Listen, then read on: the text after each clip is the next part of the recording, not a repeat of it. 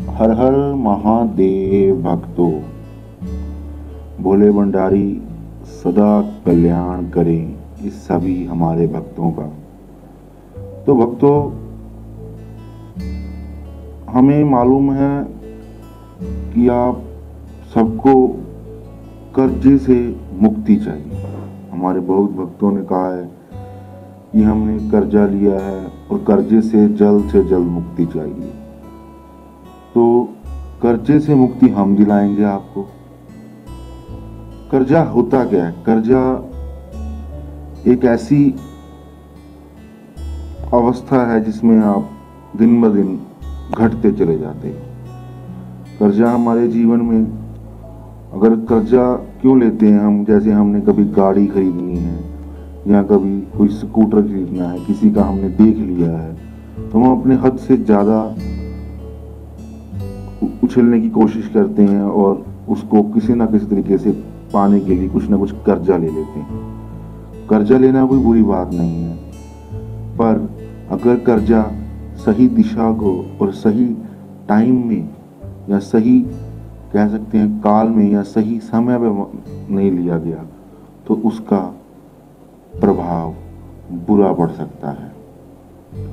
तो कोई बात नहीं, अगर आपके ऊपर भी कुछ ना कुछ कर्जे हैं तो बाबा रामचंद आज आपको ऐसे 3 टोटके बताएंगे कि उन कर्जों से आप हमेशा के लिए मुक्त हो जाओगे। कर्जा आदमी को आखिर तक नहीं छोड़ता अगर वो कर्जा भयंकर हो। तो अगर आप हमारे उपाय दिल से अच्छे से कर लेते हो तो कर्जे से तो आप हमेशा के लिए दूर चले जाएंगे। तो सबसे पहला उपाय क्या करना है आपने? एक नारियल खरीदना है। नारियल आप किसी मंदिर से बाहर जो दुकानें हैं वहां से ले आ सकते हैं या किसी राशन की दुकान से। और उस नारियल के साथ आपने कुछ केसर खरीदना है और एक मौली खरीदनी है। मौली यानी, या अगर मौली नहीं खरीद सकते तो लाल धागा भी चलेगा। और जो लाल धागा होगा वो कम से कम आपके परिवार में जो सबसे लंबा आदमी है या सबसे लंबी औरत है, जो भी आपके सदस्य है सबसे लंबा, उसके हाइट यानी उसकी लंबाई के जितना होना चाहिए भक्तों। और उसके बाद आपने इसे किसी शांत अवस्था में मंगलवार के दिन या पूजा स्थान पर भी बैठ सकते हैं। और पूजा स्थान पर बैठकर उस जो नारियल है उसके ऊपर आपने एक स्वास्तिक बनाना है। स्वास्तिक का निशान मैं आपको स्क्रीन में दिखाई देता हूँ। तो इस स्वास्तिक को आपने ढंग से बनाना है। कुछ वक्त गलत बना लेते हैं जिसके हमें परिणाम गलत भुगतने पड़ते। जैसा मैंने आपको वीडियो में दिखाया हुआ है, आप कृपया ऐसा ही बनाएं। और स्वास्तिक को बनाने के बाद, स्वास्तिक बनाना किससे है? आप केसर को दूध में घोलकर एक लेप बना लें उनका,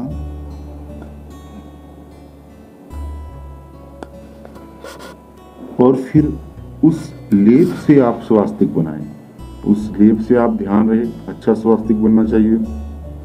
कोई बात नहीं, अगर फीका भी बन गया कोई बात नहीं, पर ध्यान से बनाना है, रेखाएं सीधी कोशिश करनी है।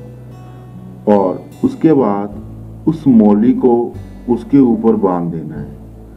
अपने जो नारियल है उसके ऊपर बांध देना है।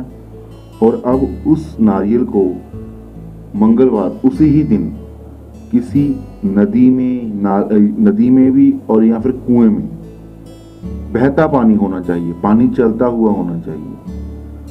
समुद्र में, अगर आपके नजदीक समुद्र पड़ता है, समुद्र में बहा दें। बहाने से पहले थोड़ा सा आप उससे, जिससे भी आपने कर्जा लिया उसका नाम लेकर, या कोई भी तरह का कर्जा है, अगर नाम नहीं पता तो आप भगवान से किसी तरह भी आप प्रार्थना करके उसको उसमें बहा सकते हैं। अगले टोटके में आपने, ये टोटका एक कह सकते हैं सीरीज है। जैसे पहला टोटका है भक्तों तो उसके साथ ही आपने ये करना है। वो पहला टोटका था कि आपको धन कर्जा आपका मुक्त हो जाए और अगली बार और कर्जा आप पर ना पड़े, तो इसके लिए आपने कुछ चंदन की आपने जो लकड़ी होती है वो खरीदनी है। अगर आप चंदन की लकड़ी नहीं खरीद सकते या नहीं मिल रही आपको, तो आप लौंग ले सकती हैं। तो लौंग लें, कम से कम 10 या 20 ग्राम लौंग हो, अगर उससे ज़्यादा है तो कोई बात नहीं, ज़्यादा भी चलेंगे। और उस लौंग को अपने घर के चारों तरफ 2-2, 3-3 दाने करके फेंक दें। इसका मतलब जो आपने कर्जे से मुक्त तो हो गए, पर आपने उस कर्जे को अब रोक भी दिया, तो वो आपके घर में दोबारा नहीं आएगा।